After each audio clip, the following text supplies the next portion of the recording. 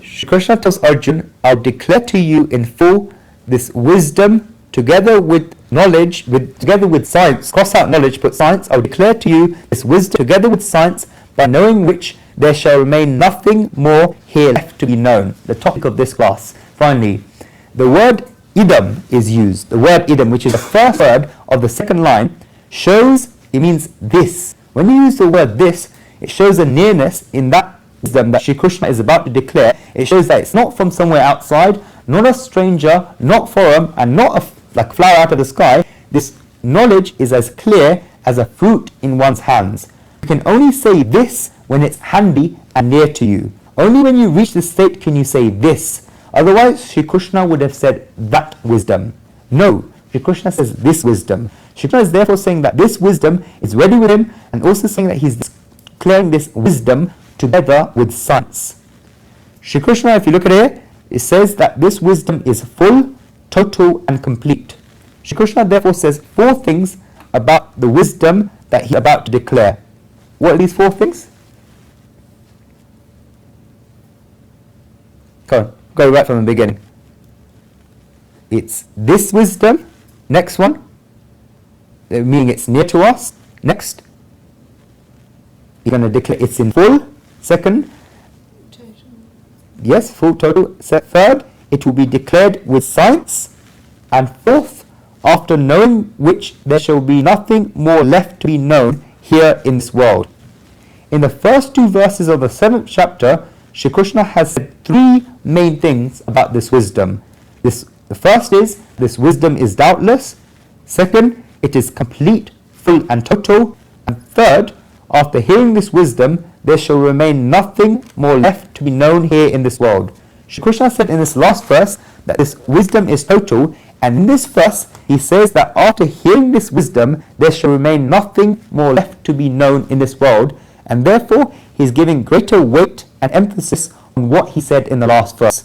Even though Shri Krishna said that this wisdom is total in the last verse, he is still putting greater emphasis on what he said in this verse to say that he'll give Arjun this total knowledge, wisdom. Shri Krishna says that he's going to declare this Gnan, wisdom, together with Vignan, science. If we look at first grammatically, then which Vignan is the adjective, Vignan, science is the adjective, and Gnan, wisdom, is the noun. The rule in grammar is such that when an adjective is placed before the noun, what happens? What does the adjective do to the noun? Enhances it. It gives us more information about the noun. Let us take the word child. It's a noun. If we place the word beautiful in front of a child to make it beautiful child, then the word beautiful is the adjective and the child is a noun. And what did the word beautiful did was to give us more information about the child. It gives us more information about the child. Therefore, what an adjective does is to throw more light at the noun. Here Shri Krishna says, Sa Vignanam Gnanam. So Vignan, together with science, is the adjective.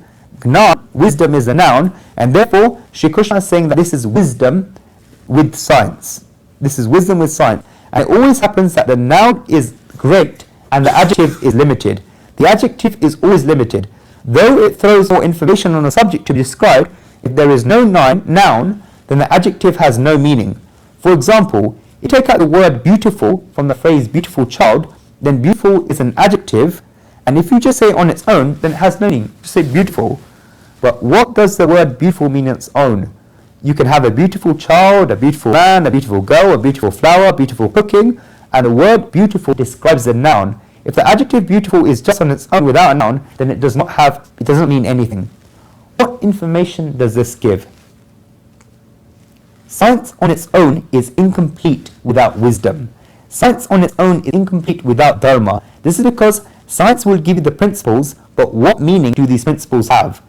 That is why what has happened in the West is that people keep running after science. They get a lot of wealth, technology has advanced a lot, and in the end, what they were searching for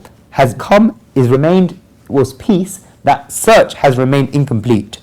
That is why in the early 70s the hippie cult rose. It was for this reason. They left everything because what they had did not make them happy. Acquiring things did not give them happiness. Having things in their hands did not give them happiness, and therefore they wanted to try to see whether leaving the thing gave them happiness. That is why they began giving up everything. Why did they give up everything? And even today, this activity is still going on. Why are people running towards religion even though they've acquired so many things? The reason for this is that only after these things came did these people realize how useless these things were. This is because science is the adjective, not the noun. If we look at it from a collective viewpoint, then power, wealth, beauty, respect, adoration, renown, status, and knowledge for that matter are all adjectives and not noun. This is because you say wealthy Chaganlal and knowledgeable Chaganlal. All of these things are adjectives that next to the noun of Chaganlal. While Chaganlal is not in order, all these things such as wealth, power, knowledge will be useless. Thus, Chaganlal, the name of a person, must get himself in order so that the power to get Chaganlal in order is dharma and not in sense. The power to get Chaganlal in order is in dharma and not in wealth. And if Chaganlal is in order, then the enjoyment of wealth, fame, power, knowledge will increase. He'll get all of these things. We must understand adjectives and nouns clearly in their correct meanings. Science is good, but only on the foundation of dharma. Science alone will create an atomic bomb. Ravan, who knows Ravan from Iran? Hope everyone. Ravan he was scientific, he was very knowledgeable. He had the Pushpak Viman, flying vehicle during that age, so how scientific must he have been? This is because 200 years ago there were no flying vehicles and people were only talking about flying. Yet Ravan had this flying vehicle thousands of years ago. How much of a technologist could he have been? Yet he had no time for dharma, and that is why he was destroyed. A poet has said that Sita Rat Balak Pragna Hridaya Swasno Lankeshwara, meaning the spear of Sita's beauty irritated his heart, and therefore King of Lanka became unwell. Ravan had no peace because he knew only about science. On the other hand, it is not as if the adjective is completely useless. This is because if you only say child and nothing else, then you will feel an incompleteness in your mind. You have said child, but what type of child? Whose child? And which child? All these things remain to be explained. When dharma becomes combined with science, then it can be proved in the modern context. If dharma is sorted by science, and science is at the feet of dharma, then one's life becomes balanced. Only then one's life can feel complete.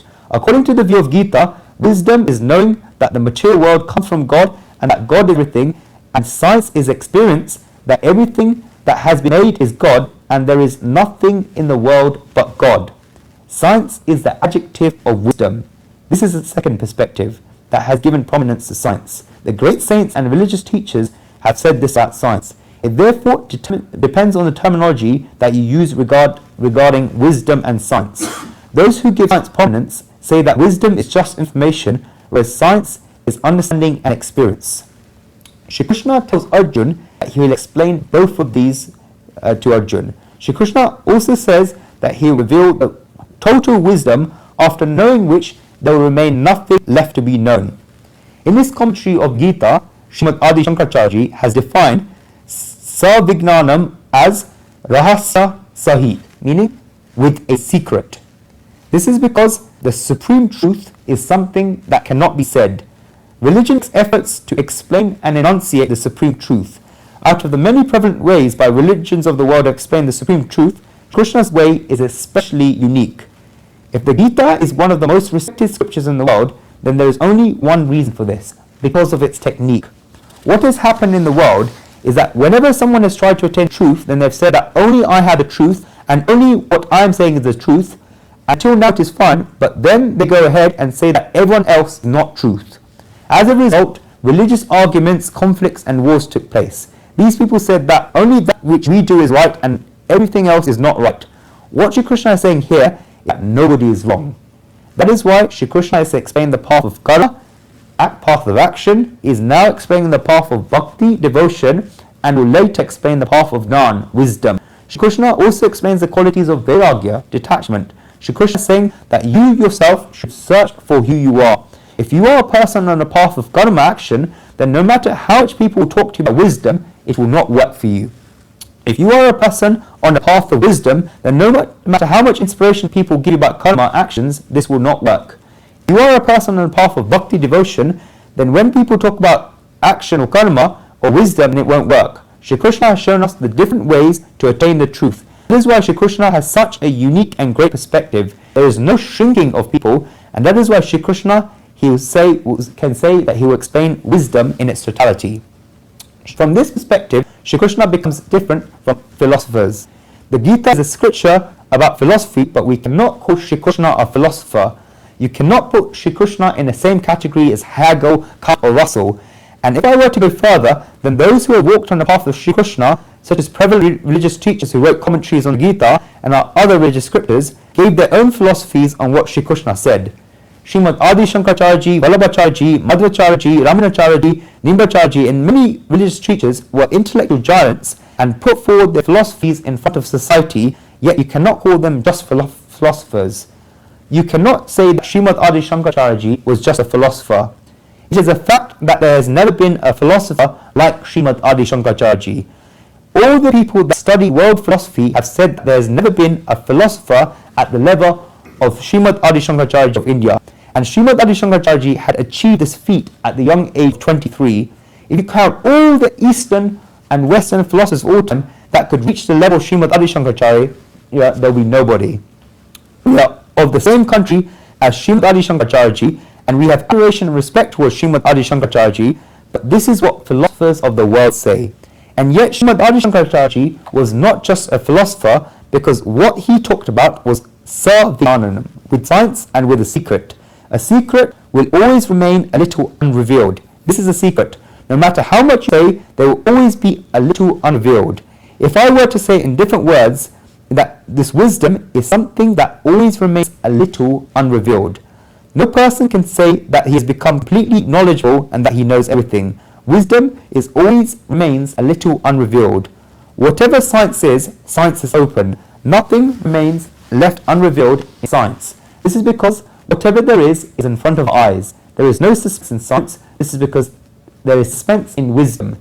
Science does not believe in that which is unrevealed. Science says that it will only believe what is in front of it. That is the way of science. When wisdom is combined with science, then that means that it is wisdom with a secret. These things have arrived in the scriptures of all religions in one form or other.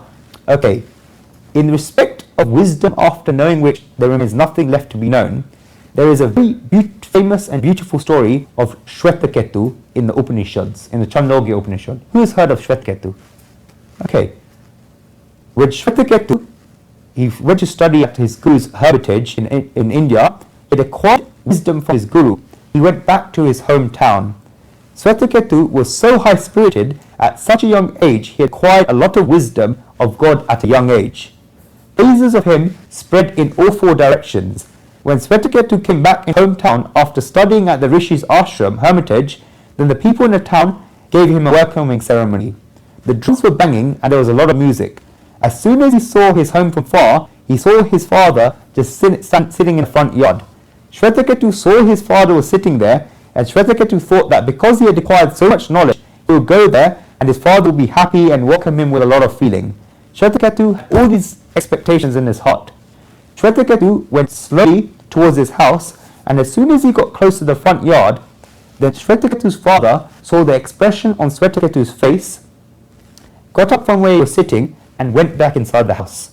The father was waiting for Shwetaketu to come inside the house, and therefore was sitting in the front yard, but as soon as he saw Shwetaketu, then he went straight back inside the house.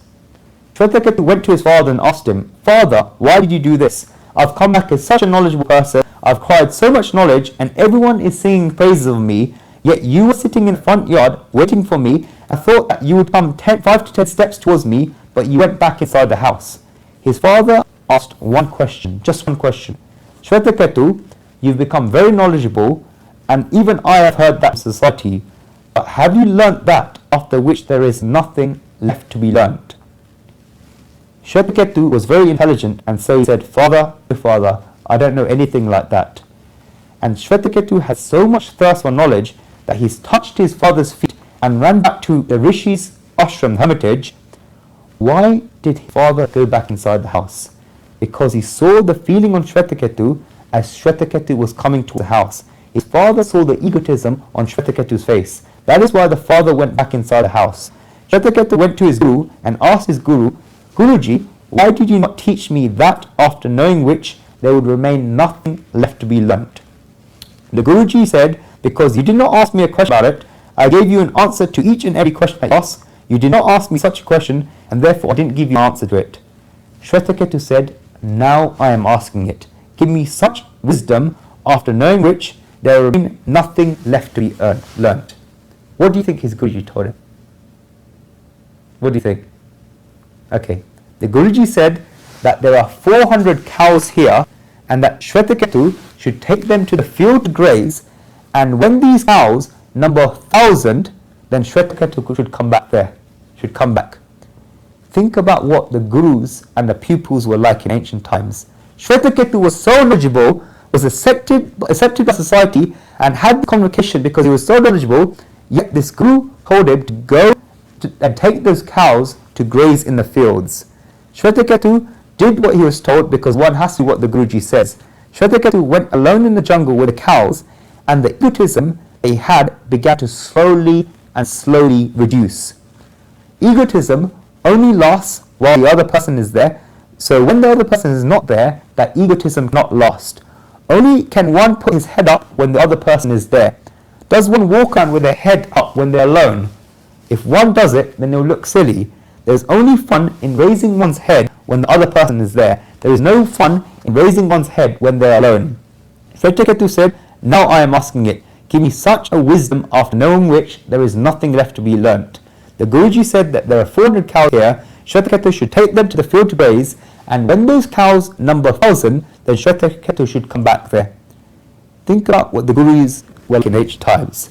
So he did as he was told, and he went to the jungle, and as I said, one doesn't raise their head when they're alone, because when does a person get egotism? If you go to a wedding reception, you see the bride and the groom all decorated, sitting on heightened chairs with red velvet with so many people in front of them. The groom is sitting there really stiff, and even if he gets slightly relaxed, and the photographer slap him in the back and tell him to look a bit more stiff. He only has enjoyment of sitting like this when he can see that there are 500 or so people at the reception coming or going. Only then does he get enjoyment of sitting like this. When the reception is over and all the guests go back home and all the workers go to sleep, everyone tells the groom to come back and sit at that chair. Does he now get enjoyment out of sitting on that chair? No, because he only enjoys sitting like that on that chair when other people are there. One only has this egotism when there are other people there. When Shwetaketu went to the jungle with the cows, then there was not another person in sight. Therefore, who could he be egotistic in front of? Who could he show off his knowledge to? Shwetaketu could talk about knowledge, but all the cows would do would be to graze. It did not make a difference to the cows. When Shwetaketu would raise his head, then even higher than the head, he would see the trees. For whom could he raise his head for? His head would be lower than the height of the trees. From the top of the tree, you could see mountains and rivers. Shwetaketu realized that he could not show his egotism to anyone. Slowly and slowly, as he stayed alone, his egotism began reducing. That is why our scriptures give importance to ekant, being alone. We discussed in the 6th chapter that when we are performing dhyan meditation, Shri Krishna said that one should remain solitary and alone. One should spend a minimum of 10 minutes on their own so that the ego can be controlled. Then one will realize, because when other people are there and they praise us, applaud us, or compliment us, then it feels good inside. But when one hears alone, then one realizes who he is and where he is. One can only learn this when he is alone. Ekant, being alone, is very necessary. For dhyan meditation and getting rid of one's egotism, ekant, being alone, is very important. Shwetaketu was on his own and he got involved in this. The rishis in the Upanishads say that the thought didn't even come to Shwetaketu's mind that he should go back.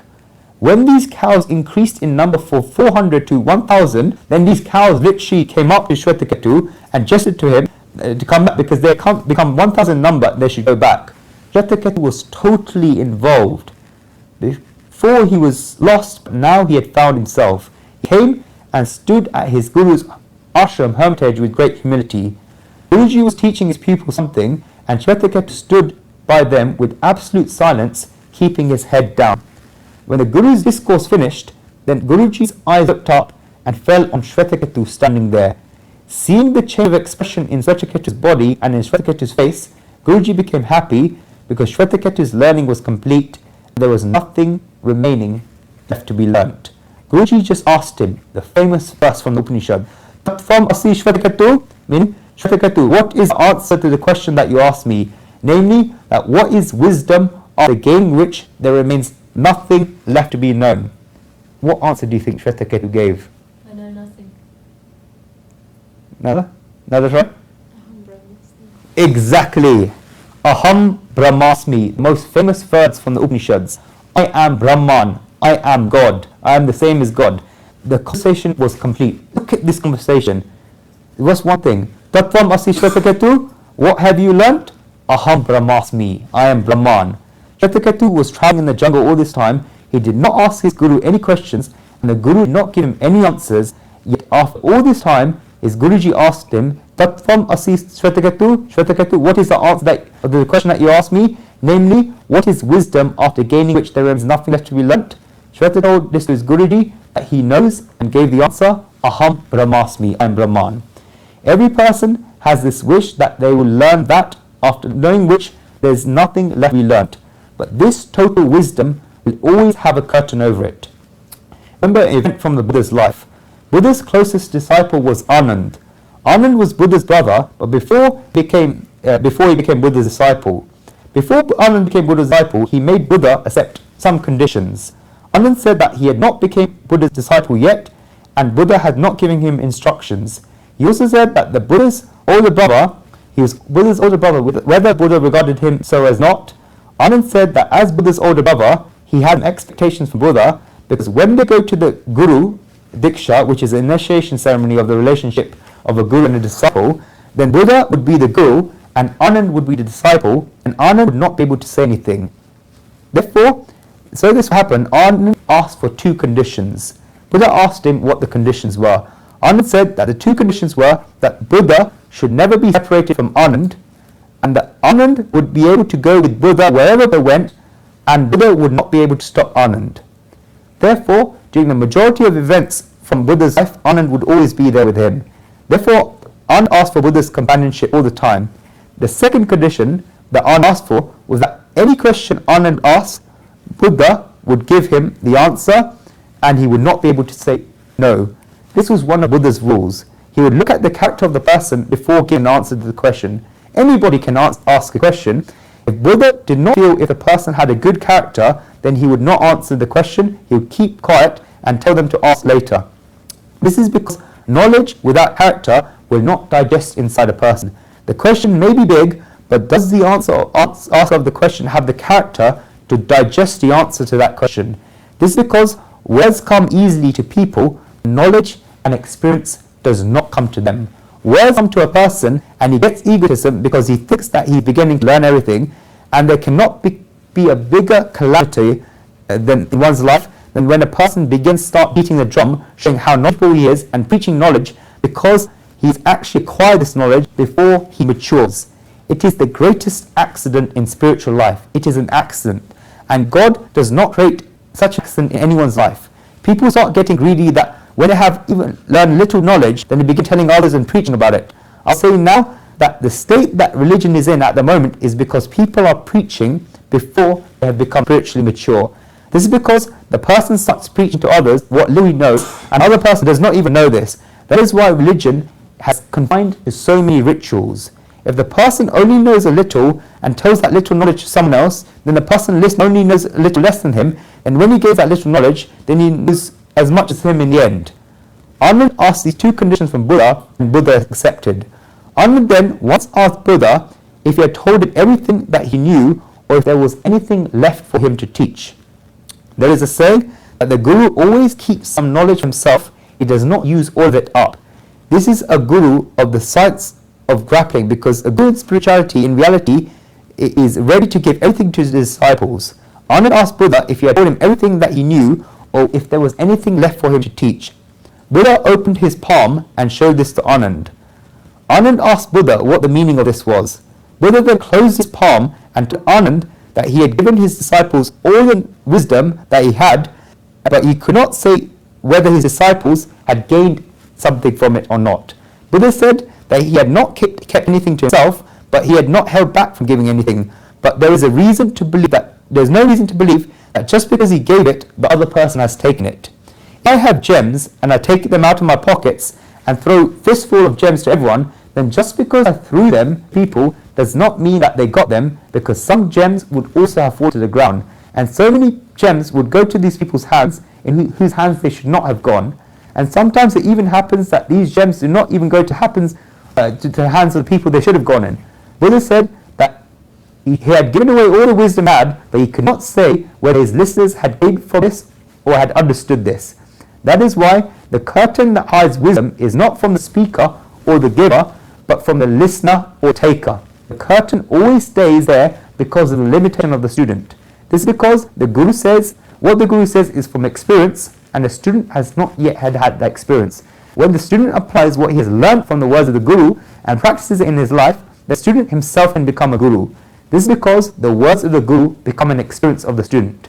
Here in the Gita, Shri Krishna is Arjun's Guru and Arjun is the people. Shri Krishna tells Arjun in this verse that he is going to explain to him wisdom together with science, so that Arjun can put this wisdom into experience, and that is why Arjun will have this experience of wisdom together with science.